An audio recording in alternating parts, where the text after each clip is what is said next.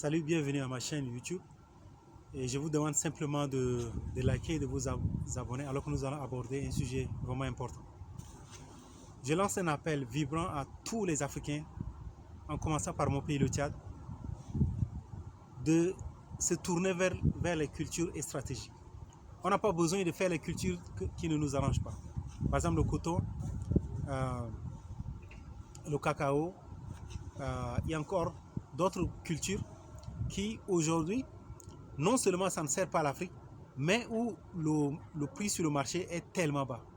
Donc, je vous fais des propositions de culture que vous pouvez, que vous pouvez lancer pour rendre votre pays souverain ou encore pour organiser votre économie.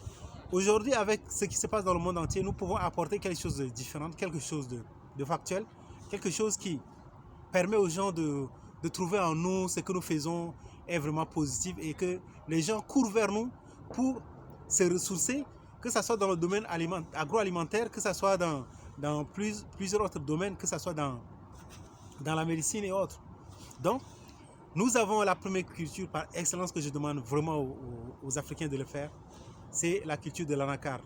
La culture de l'anacarde, nous avons déjà lancé au Tchad et vous avez au moins 1 million par hectare que vous pouvez gagner. C'est déjà une très bonne chose. Et la deuxième culture que moi je voudrais vous proposer, c'est la culture du blé. Voilà.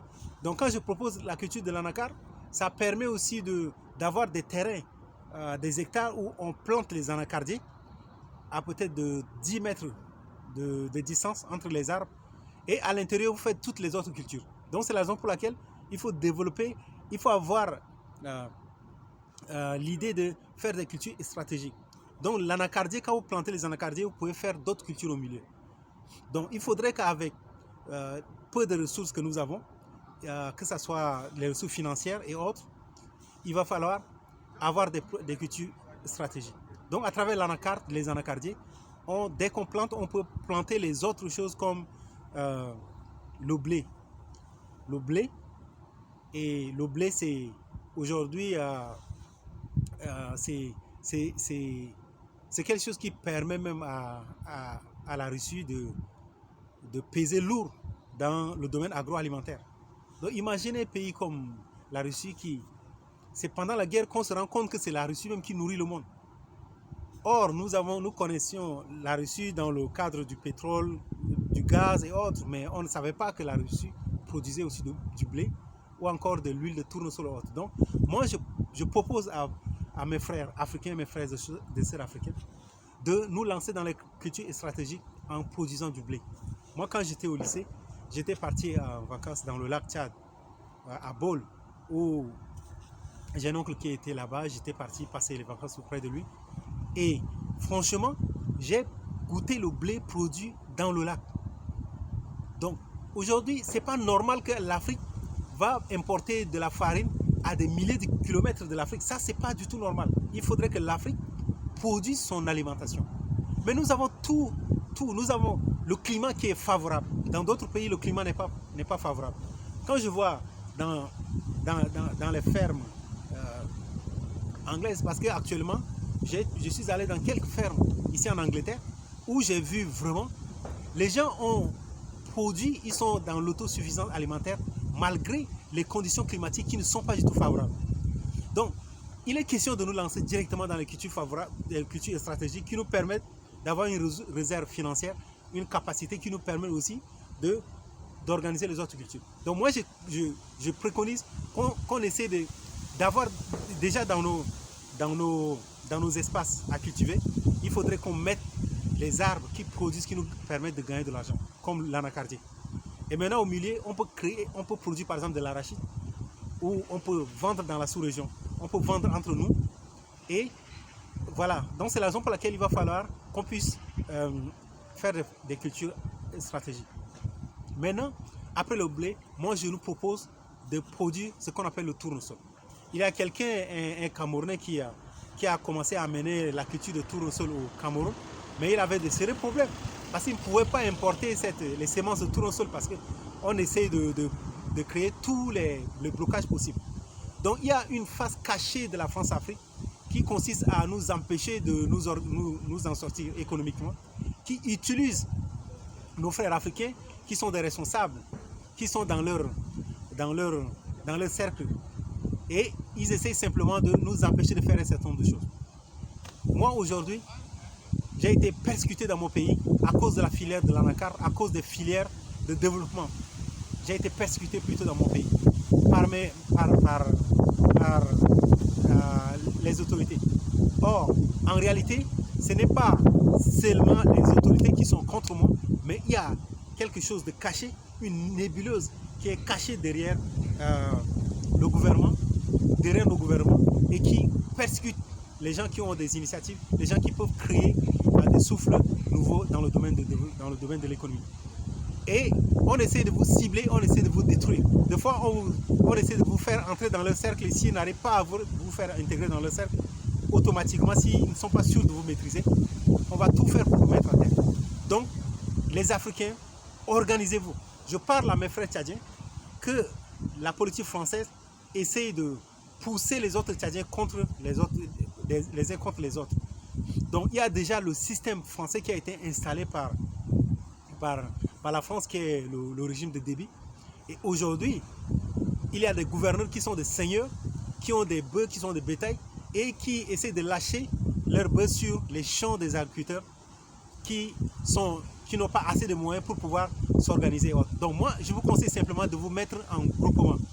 Par exemple, dans un village comme par exemple Beladia, essayez de vous organiser, cultiver les uns à côté des autres et essayez de contourner vos champs avec des anacardiers. Vous utilisez les semences de l'anacardier pendant le mois de juin où il pleut déjà sérieusement. Essayez d'utiliser les graines d'anacardier pour essayer de pour faire directement le semis direct, essayez d'entourer tous ces endroits-là pour pouvoir émettre plus de graines d'anacardier, parce que quand on fait le semis direct, c'est pas probable que tout pousse. Donc, essayez de faire des clôtures dans votre champ, dans vos champs, pour protéger vos champs des bœufs.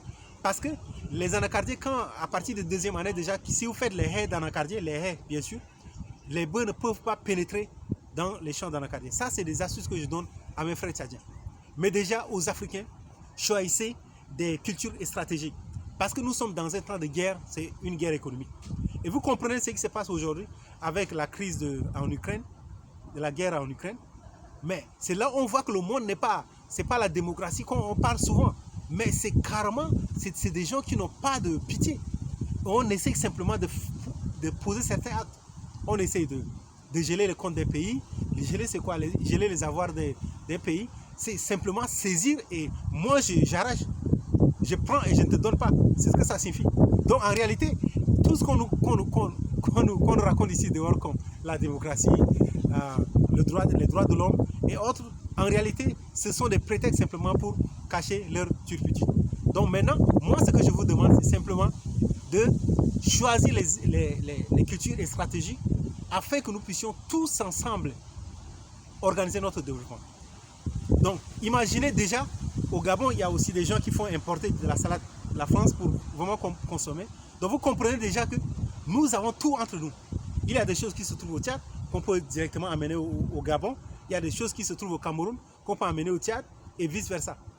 Donc, quand je suis ici en Angleterre, je me rends compte qu'il y a des choses. Il y a par exemple un thé que j'ai créé, et un thé de cette qualité, purement bio.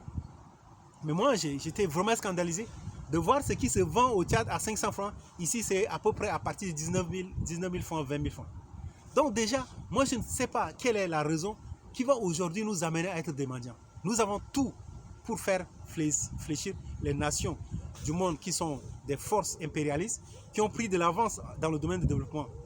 Donc, il va falloir que nous puissions nous focaliser sur la culture du blé, du tournesol, et ça nous permet déjà de produire de l'huile de tournesol dans notre continent et aussi de produire de la farine. Donc à travers la culture du blé et du tournesol, ça va simplement amener les gens à se rendre compte que, bon, en réalité, ce n'est pas... Il y aura quand même les entrepreneurs dans des pays occidentaux et autres qui ne vont pas suivre le mouvement de leurs dirigeants. Ils vont simplement venir faire des contrats avec les Africains pour pouvoir importer certaines choses aussi pour leur business. Donc c'est ça le langage de l'économie qu'il va falloir vraiment utiliser. Donc maintenant, quand je parle de tournesol, la Russie ne produit que peut-être une fois par an, mais le tournesol, c'est sunflower. Donc c'est la fleur même du soleil. Ça veut dire que ça tourne vers le soleil. Donc qu'est-ce que ça veut dire? Ça veut dire simplement que ça tourne en fonction du soleil. Et ça veut dire simplement que l'Afrique, sinon le Tchad, peut produire 4 fois le tournesol et produire de l'huile. Et ça, ce n'est pas compliqué. Donc, voilà la raison pour laquelle moi je dis aujourd'hui qu'on peut organiser nous-mêmes notre développement, de ne pas dépendre à tout le temps de l'aide internationale et nous considérer comme des mendiants alors que nous avons tout chez nous. Voilà. Merci. Il faut liker et aussi dans le commentaire, il faut aussi vous abonner parce que nous allons parler en détail sur les stratégies, des cultures et stratégies et comment s'organiser. Et nous allons aussi parler de comment les Africains peuvent organiser le développement à travers les compagnies agroalimentaires, les compagnies qui font dans l'agro-business et autres.